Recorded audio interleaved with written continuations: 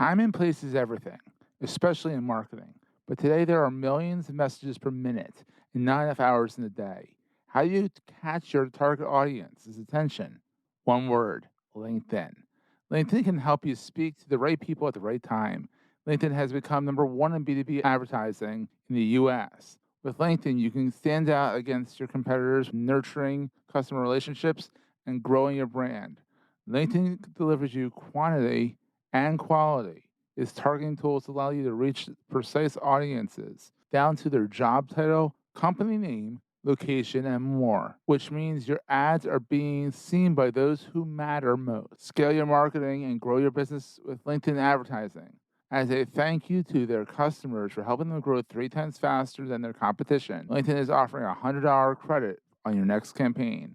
To get this credit, go to linkedin.com/MPN to claim your credit. That's linkedin.com/MPN. Being a guest on a podcast is maybe the most effective way to build your credibility and authority on what you know or what your company does. You can get booked as a guest on lots of podcasts, and Outlier Audio is great at helping you do just that. Outlier Audio focuses on getting entrepreneurs, investors, and business professionals booked on podcasts. Tell your brand story without the need to interrupt an audience with an ad. Be the reason they listen to the podcast. Get started with a 5-podcast booking trial to see if you like it. Find out more at outlieraudio.com/bookme. That's outlieraudio.com/bookme. Welcome to Digital Marketing Dive, a podcast where we explore the depths of online marketing. I'm your co-host, Olivia. And I'm Seth. And together, we'll be talking with marketing industry vets and giving you our own takes on everything happening in this space. So, let's dive in. Hey, gang. Welcome to episode 3 of season 3, Double Threes. Today we have the amazing, illustrious, very handsome Jason Falls on the program. I'm not sure if illustrious is right, but okay. Jason is neck deep in the influencer marketing at Cornett in Lexington, Kentucky. He actually lives in Louisville. I've been practicing that prior to the show. Louisville. Don't lose your mouth at all. Louisville. There you go. Louisville, Kentucky. He is a prolific writer and public speaker.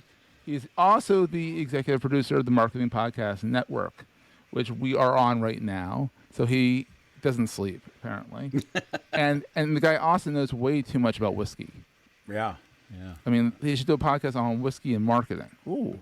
That's actually well. Our buddy Jonathan Gaby does marketing distilled, so he kind of stole the branding from me. But yeah, I might do that one day. That sounds fun. Yeah. So let's get started.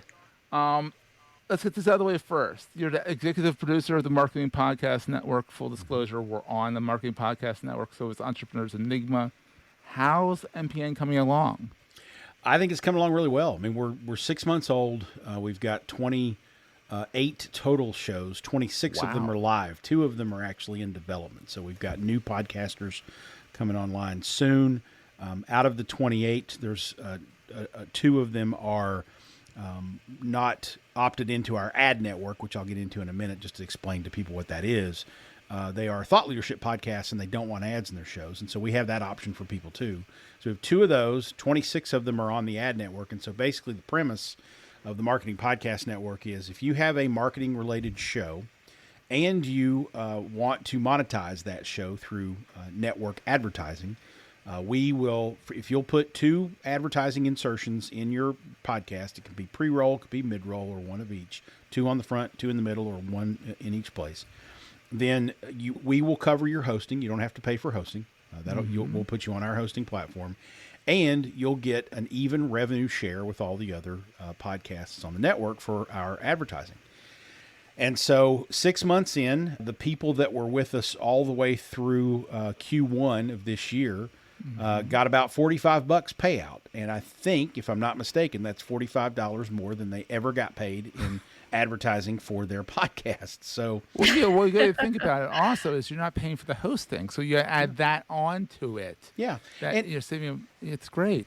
and to be clear, nobody's going to get rich doing this, but that's not what we're trying to do here. We're trying to basically build a community of like-minded podcasters who are supporting one another in various ways. One is certainly we're aggregating our downloads so that we can have network advertising and even direct sales advertising on our network, which we can make more money off of than network insertions. And we're sharing in that revenue. So the larger podcasts actually share a little bit of what they could make on their own with the smaller podcasts to help bring them up.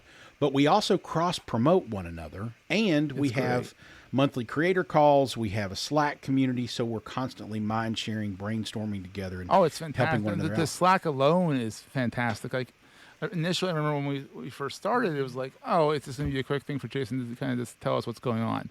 No, it's become like a mastermind podcast. It's like it's worth its weight in gold right there. We're all like, wait, I did this and this happened. What happened here? So it's great. Yeah, it's kind of fun today. Mike Rosenberg, who's at Veracity out in Portland, Oregon, his wife Amy hosts PR Talk. She's on our network. And he jumped in today and was like, hey, I'm looking at the different sources of my podcast, and you've got Apple and you've got Chrome because some people listen in browsers. And so he's sharing his stats with everybody else, and people are chiming in to say, well, yeah, this is interesting. What is this and where does that come from? So we're all trying to figure all this out together. Nobody in there is an expert on podcasting. We're all experts in our various and sundry, sort of verticals within the marketing world. But all of us in aggregate have expertise across the board. So it's pretty nice. It's a good community of folks.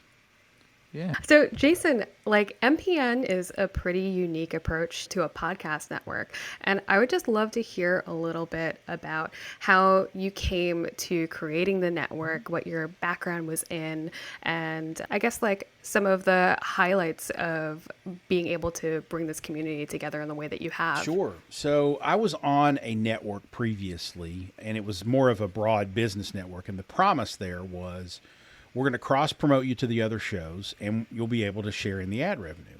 And I was on it for almost 2 years and I never saw either one of them. And so I thought, well, this can't be that hard. I'm going to go figure out how to build something like this. And so I did. And basically I have an enterprise hosting account on Megaphone. And so you have to agree to be on Megaphone to be on the network. And I started looking at it and thinking, okay, if I can do this, if I can invite other podcasters to bring their podcasts to me, and put it on an ad network where we have kind of a common platform where we can sell network ads and all that good stuff, what would I do with it? And I'm an old social media guy. I've been speaking at social media conferences and writing books for 15 years or so in this industry. And I'm a social media purist in that I really just like to build community. I like to collaborate with like-minded people and see that kind of manifest itself and see what happens from it. And so what that means for the idea that I ultimately landed on with MPN, I'm the world's worst capitalist. I did not build this to make a profit for me, but I made it to be something where we could all, again, share in the network revenue from advertising sales so that each individual podcaster could get some degree of validation for what they're doing. Because podcasting is often a very lonely pursuit. You're kind of doing your own show, your own thing. And if you're not plugged into a community or a network of people who can help you or support you, you're really just kind of, churning it out week after week or month after month. And you don't really know if it's ever, having success. You can see the downloads grow, hopefully, over time. Sure. But there's not a whole lot of help. There's not a whole lot of support there. So I thought, all right, I'm going to do this and I'm going to build it so that the attractiveness for a podcaster to come on board is, if they want to opt into the ad revenue, number one, I'm going to cover their hosting because I've already got that paid for. So it's not costing me anything. And number two, I'm going to share equally in the ad revenue so that we're motivated to help each other out. What's good for this show and the other shows on the network is good for me. And what's good for my show is good for all of you and all of the other podcasters on the network. And so when you change the business model, you change the mindset of how people function and communicate and participate in the community, but you also change the mindset of people who even want to be in it in the first place. And I'll give you a really good example of this. I had somebody come up to me not too long ago, a friend of mine, somebody I know, who has an established podcast. The podcast has a fair number of downloads. And he came up to me and he said, why didn't you approach me about MPN? And I said, okay, well, let me answer that question with another question. I want you to listen to the pitch of MPN, give me your reaction. And I told him basically exactly what I've just told you. Mm-hmm. And he turned and looked at me and said, no, why would I ever do that? Why would I share my revenue with somebody else? And I said, that's exactly why I didn't ask you to be a part of it, because I knew you had a very self-serving mindset, which is not wrong. It's not a criticism. He's in it for him. He's in it to win it. He's in it to build his business. He's not going to share revenue with somebody else to participate in the community. He's number one. And that's great for him. Mm-hmm. That's not the personality we want or will be fruitful and be good for MPN. We have to have people that are like, hey, I'm in it for the success of the group. I'm going to have my success as part of that. But what's good for one person in the group is good for everybody. And so it helps us understand this is a good person to be a candidate for MPN versus someone who maybe isn't.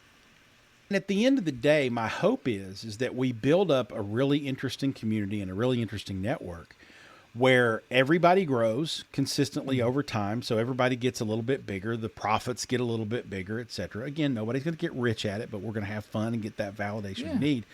But I would love to get to the point to where a new podcaster comes to us and says, I want to join. And we have basically a system down that says, hey, we're going to get you 300 downloads in the first month because we cross promote this way and we know it works. And this is what you have to do to kind of grow your show and be a sort of a valid, valued and contributing to the overall good of the group. I hope we can help launch podcasts and get them immediate traction out of the gate because of the network we've got built. That's awesome. So, yeah, it's such a great model. Hey, gang, we're going to take a quick break, thank our sponsor, and get back to the show. This episode is brought to you by HP. When you're working apart from your team, feeling connected can be a challenge. Presenting HP Presence, a more thoughtful, human collaboration technology. With enhanced audio and video features, you can experience more genuine collaboration and feel more connected. Be in the room from any room with HP Presence. Learn more at hp.com/presence. So you obviously have a background in marketing. You have an idea of how to go about things and all that. But can you give us a little background? Have you been podcasting since day one? Or like, I mean, I know, the thing is, I know your background. I've interviewed you before. But let's go back to like, you slinging records. Yes. As a DJ. Yeah. So I grew up in a small town in eastern Kentucky. And the summer before my freshman year in high school, I was 14. And my mom started giving me lists of chores to do because I didn't have anything to do during the day during the summer. And I got so fed up with mom's list of chores that I marched myself into the local radio station and said, I want a job. I want to be a DJ. And they said, okay, you start Friday. Now, 14-year-old. I had the benefit of the general manager and the people who worked at the radio station knew my mom. They knew me. It wasn't like I was walking in unannounced and they didn't know who I was. And I also had the benefit of being in a small town where they needed somebody to run the board. They didn't really care. They needed somebody with a pulse. They weren't worried about somebody who knew what was happening. And so I started working as a radio DJ when I was 14 years old. I worked in broadcasting all through high school and college. I got a degree in radio, TV communications. My ultimate goal then was I wanted to be one of the Sports Center anchors. That sort of took me down this path of athletic administration, and I wound up being a radio producer in sports talk radio at ABC Radio in New York for a couple of years right out of college. And so I made it all the way to the network level, if you will, as a producer, and got to cover all the New York area sports teams as a sports reporter and all that good stuff. I did that for a couple of years, and then, family life, love got in the way. I got married. I moved back home. I got into PR, where I worked in college athletics for about 15 years. And as part of that, I did radio play-by-play for baseball, basketball, and football. I did a lot of other broadcasting things along. I produced a TV show at one point along the way. That's all. Just local regional TV. Nothing, fantastic, but good work. It's fun stuff. And then when I got into the social media thing in the mid 2000s, I got out of athletics and started working in mainstream marketing, advertising, PR at an ad agency. And this was right when podcasting was starting to happen. This was like the pod camp, Christopher Penn, early days of marketing podcasts and whatnot. Yeah, Whitney Hoffman. Yeah, Whitney Hoffman was in it then. And there were a lot of people that were, starting to start podcasts. But because I had a network radio production background, every time I listened to a podcast, I thought, oh, this sucks. The audio quality is terrible. These people don't know how to enunciate. Like, this is just terrible. I hated it. And so I refused to listen to podcasts. I didn't want to do one of my own because I didn't want to be lumped in with these amateurs. And then fast forward a few years, podcasting had this kind of swell in the mid 2000s and then kind of tapered off, died off a little bit. It was weird how it died off. Yeah, well, it was. It kind of hit a peak and then it kind of died down. But then the big media companies started getting involved. NPR started doing podcasts. They started to become, the iHeartRadio group started doing things. And then you started to have the Mark Marons of the world that had, oh my gosh, 100,000 downloads an episode or whatever. Then podcasting started to take off again. So Tanya Daka, who is on the Marketing Podcast Network, she's got the Copy Arena podcast. She's a copywriter. She and I started a podcast experiment in 2000, maybe 13 or 14. We called it 100 Proof, the Badass Radio Show. And we interviewed people that we thought were badasses. And it didn't matter any walk of life. And that's what got me sort of the bug again to be back in the audio production world, because I wasn't talking about marketing necessarily. I wasn't talking about PR or social media or anything like that. I was interviewing the master distiller at Brown Forman, who makes great bourbon. We were interviewing, we interviewed a playwright. We interviewed a rock and roll rockabilly singer from Memphis. We interviewed all these people we just thought were badasses. And that was really interesting to me. We had a lot of fun with it. I had to kill the show because I got sucked into work again and projects and didn't have time to do it. And I had to take all the episodes down because we licensed the music for it. And which was kind of a mistake because I wanted to be like a DJ and play real rock songs, but I had to pay ASCAP BMI fees. And so when I killed the show, I had to take it all down or I had to keep paying the fees. So it doesn't exist out there on the internet anymore. But that it stuck in my saddle a little bit. And then when I got to Cornette and started, this is a really long-winded story, so bear with me. Hey, it's a good one. When I got to Cornette in about 5 years ago, Facebook Live emerged. And I had an early doctor's appointment, a chiropractor's appointment on Tuesday mornings. I was the first one there, and I would get into the office an hour before anybody else would. So I started throwing Facebook Live up and just talking to people. I remember those. And after a month or so, I realized 40 or 50 people are watching me just talk on Facebook. This is ridiculous. But I thought, hey, this is a show. Let's start interviewing people on this thing and let's make it useful for people. And instead of just me blabbering about whatever the hell's on my calendar for the day, let's have people come in and help people with marketing. So I started doing this live stream. I think the original name of the show was Go Ahead Caller. And then that became the Jason Falls Show because I couldn't think of anything more original than that. And then I ended up deciding to write the book Winfluence and thought, well, okay, how can I use this for Winfluence? And we had a lot of things going on at the time at Cornette. And I said, you know what I'm going to do? I'm going to keep this live stream video product, but I want it to be for Cornette. I want it to benefit Cornette because I'm doing it at the office. I'm talking about advertising agency stuff, advertising strategy, that kind of stuff. Let's keep this for Cornette and let's make it its own show for Cornette. And that's what became Digging Deeper. And so Digging Deeper is still a live stream show on Tuesday mornings at 11 a.m. And then I still can't make those. It's a rough time for people. I get that. But we pull the audio off.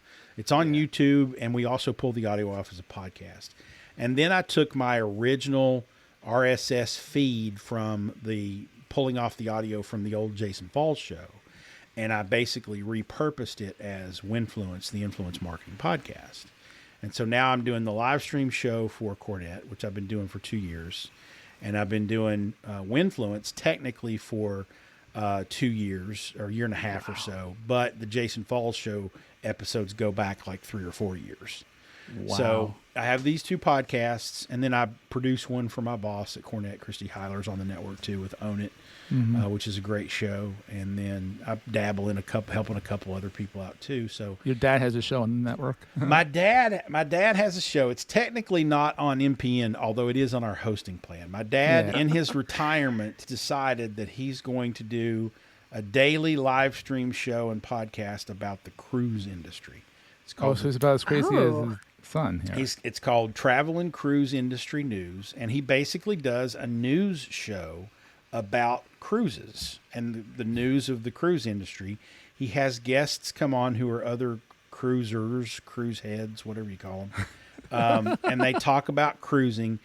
And then since the pandemic has broken up, or at least lowered the risk and whatnot, I think he's on a train right now going to somewhere out west to do an Alaska cruise. And that will be his 6th cruise this year.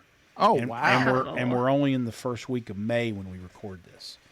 So oh, my gosh. It's just, he loves doing it. And then here's the funny thing. Here's the funny thing.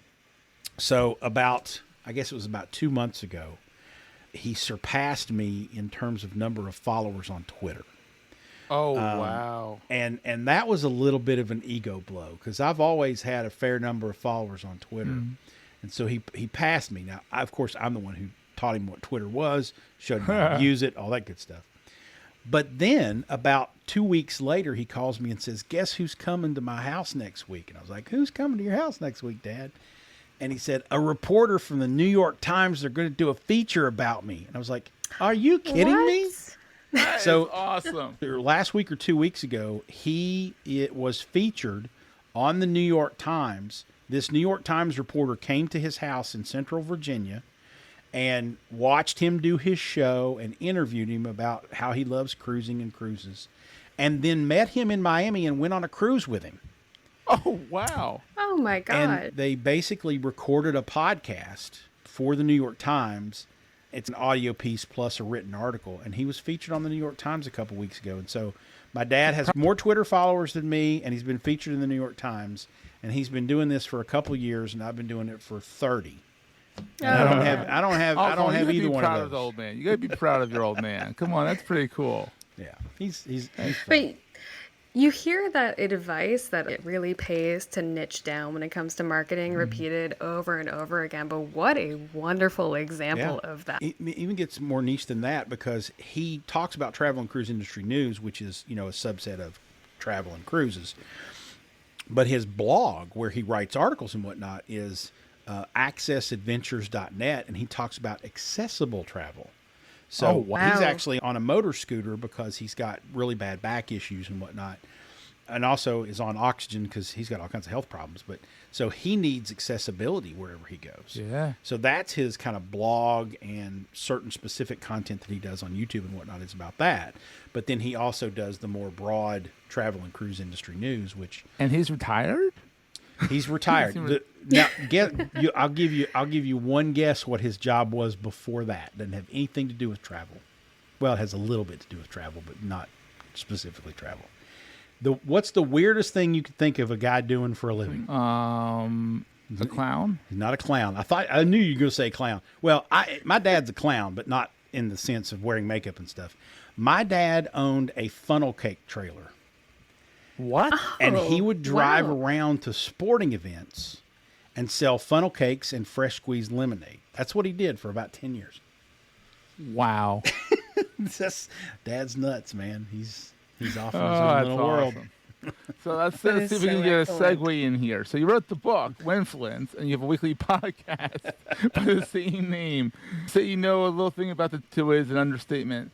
What is influencer marketing, or influence marketing, as you would like to say instead, and why should people even give a crap? I like that question. So my whole premise there was no segue between a fountain, a lemonade / funnel cake stand to that. So you just went with it. Well, we were talking about my dad's influence, the world's he's influential. There's your segue. Speaking of influence. So the book Winfluence, and the subtitle of the book, for those who want to know and look it up, is Reframing Influencer Marketing to Ignite Your Brand. And that subtitle is important because the mainstream media has basically led us all to think of the term influencer in a negative light. Every time the mainstream media talks about influencers, they're talking about the negative. They're talking about somebody photoshopping clouds in their Instagram pictures and, faking the picture of being on an airplane by holding up a toilet seat over a window. And there's all sorts of techniques that some of these superficial fake influencer types have done over the years. And the mainstream media likes to report about the bad stuff. But I work every day in the good stuff. I work with the content creators that are incredibly talented at creating content online that build audiences based on trust and sort of shared equity in the topics that they talk about. And I work on a day-to-day basis with brands who want to connect to their audiences. And it might be that they engage these content creators / influencers to create content about their brands, or it might be that they engage them to create content for the brand to use on their channels. There's lots of different ways to do it. And so I started getting really frustrated with the mainstream portrayal of it, and I started getting frustrated trying to re-explain over and over again the value of influence marketing and influencers in that equation. And so I wrote the book because I feel like we've got to start thinking about influencer marketing in a very different way. When you have the R on the word, when you're talking about influencer marketing, you're predisposed to think of working with Instagrammers and YouTubers and TikTokers and people that have big social media followings. And that's one sliver of a larger piece of the pie that is the influence marketing space. If you take the R off and you don't focus on the person or the noun, you focus on the verb, what you're trying to do. You're trying to influence. You're trying to influence an audience to take action. And so if you can influence an audience to take action, you're going to do that through a bunch of different channels. Some of them might be people with big social media followings. Some of them might be with talented content creators.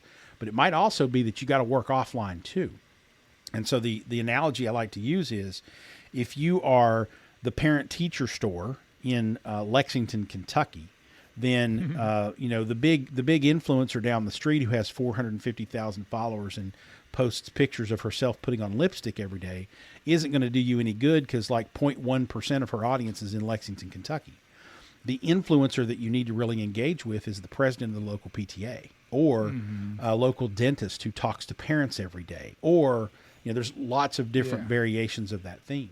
So when you think about what are we trying to do, we're trying to influence an audience to take action. Now let's map strategically a path to the audience we're trying to reach through people that influence them. And that's kind of the overall sort of strategic premise of the book. That's really fascinating stuff. I wanted to dive in a little bit. You mentioned Cornet a couple of times, and I was wondering if you could give a little bit of background on what Cornet does and really how a firm like Cornet plays into influencer marketing. Oh, I'm glad you asked that. Or influence marketing. Yeah, there you go. Influence marketing. We don't practice influencer marketing at the Cornet. Yes. Cornet is a full-service advertising agency, integrated marketing firm, however you want to describe it. But traditionally, you think of it as it's an advertising agency in Lexington, Kentucky. Been around about 40 years. Kip Cornet founded it, and then last year he actually sold the business to his stepdaughter, Christy Heiler, who is our owner and president, CEO, grand poobah in charge of things. And she's been at the agency for about 20 years. She's a great strategic planner, strategic thinker, and does a great job of manning the ship, as it were.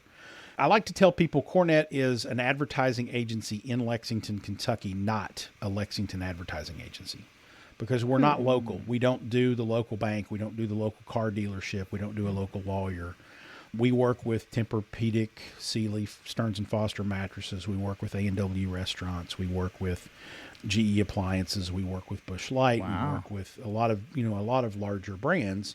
Some of them have their roots and connections and whatnot here in Kentucky or in the Midwest, and some of them don't. But we work with a lot of different companies. So, but we're also small. We're independent, fiercely independent. We were Ad Age's Southeast Gold Small Agency of the Year last year. Wow. So we do really good work. Wow. We have great creative. We have great strategy. Now, I am my title is Senior Influence Strategist, which is just a kind of a way to put influence in my title more than anything else. Yeah, what do we do with this guy? But I basically oversee what the owned and earned output for our clients and the distribution of that content. So I don't create the content. I don't buy the media, the paid stuff, but I help people establish content marketing strategies. I help people connect with PR and influence strategies. I do a little bit of dabbling and oversight of kind of our organic SEO purposes because it ties so much into both PR and content marketing. So basically the owned and earned stuff that needs to be distributed out there, I'm doing social media, influence marketing, PR, content marketing. Influence marketing at Cornet is something that I do for our current clients. We are not an influence marketing agency. We're an ad agency, and we want to be the AOR for, the brands that we work with. We're not always the AOR. Sometimes we're doing projects for people, but I'm the person who comes in with all of our clients and serves them as an internal consultant on influencers and influence marketing. That basically what that means is I'm not going to go out and sell an influence marketing strategy to a brand. We are going to go and sell an agency, service to a brand, and influence is a part of that. That's very cool. Yeah. So what makes a good influence person? I'm trying to get rid of the R. An influence person. What makes a good influence? A person of influence. A person of influence. Yeah. And do they need to have a ton of followers? I mean, you already kind of said that it could be the dentist if it's more of a local influencer campaign. But let's get a little bit more into that. And also, how does digital marketing play a role in influencer marketing? Sure. So, the answer always is it depends. What are you trying to achieve? Again, if you're that parent teacher store in Lexington, Kentucky, it doesn't matter how many followers your Instagram influencers have. It doesn't matter how many subscribers the YouTubers you have. What matters is how many of them are in Lexington, Kentucky. How many of them are potential customers. And so it's really less about the influencer, if you will, and more about the audience of that particular person that we're trying to focus on. So a person who is influential, a person who I would consider for a campaign, is someone whose audience meets the criteria, or my audience meets that particular influencer's sort of audience footprint. Their audience needs to meet the criteria I'm looking for in terms of demographics, in terms of geography, in terms of all the age demographics, things like that. But also, I need to try to reach someone who, depending upon the client, depending on the campaign, I might be trying to reach someone who's Gen Z and an environmental enthusiast, right? I might be trying to reach someone who is, in the 20 to 45 range and loves pizza. It depends on the client and the project. I've got to zero in on people who influence that particular consumer. So I'm really focused more on the audience than anything else. So what I look for from a digital marketing perspective, because online influencers are a big part of this.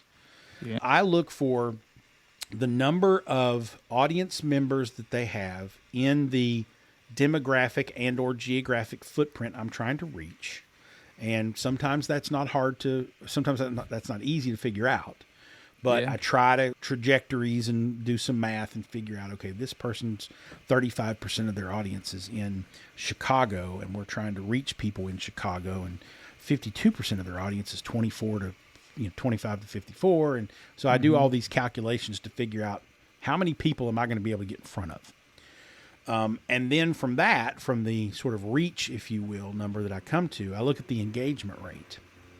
And I say, okay, if I'm going to get in front of 1,000 people, but the engagement rate is 1%, then I'm only going to get, 10 people. I'm only going to get 10 people to pay attention to this. Mm-hmm. If the engagement rate is 45%, okay, now all of a sudden I got 450 people. That's a lot better, right?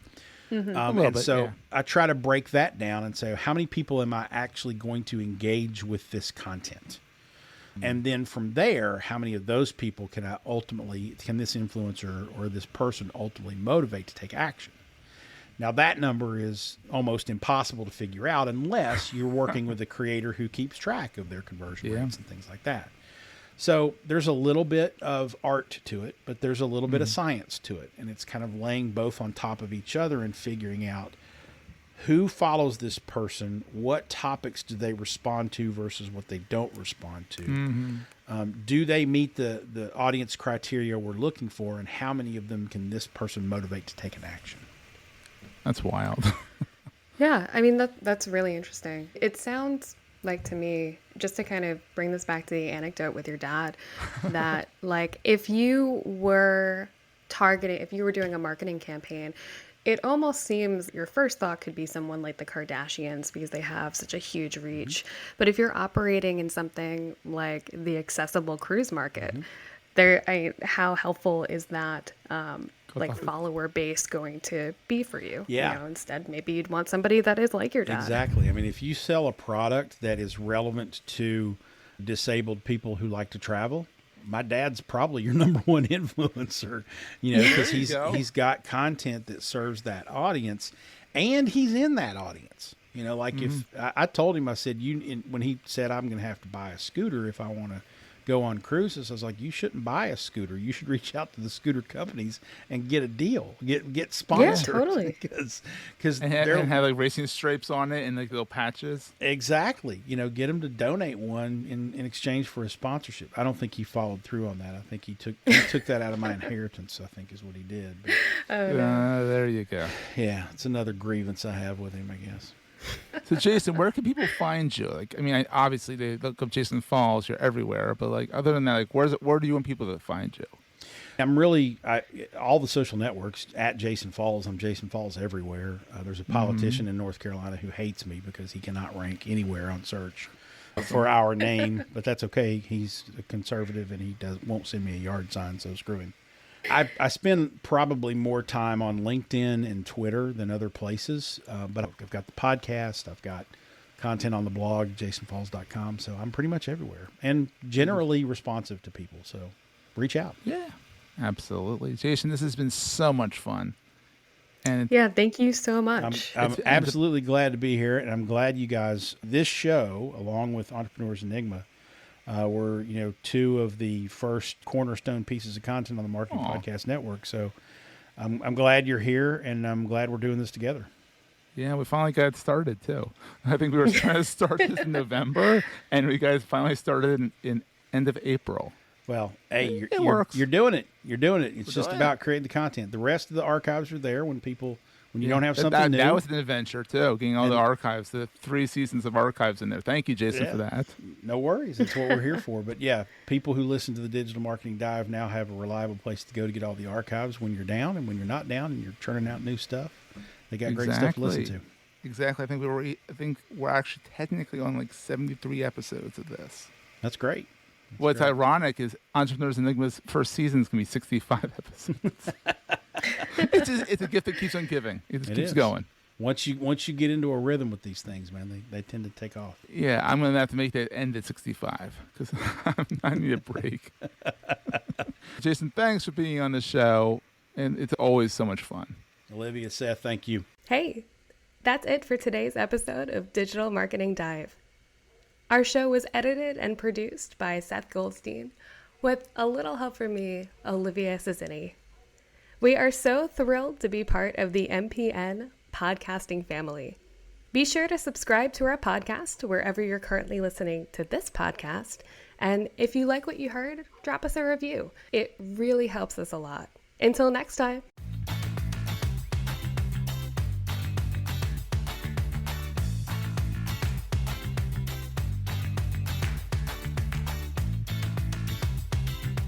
Goldstein Media hopes you have enjoyed this episode. This podcast is heard along the Marketing Podcast Network. For more great marketing podcasts, visit marketingpodcasts.net.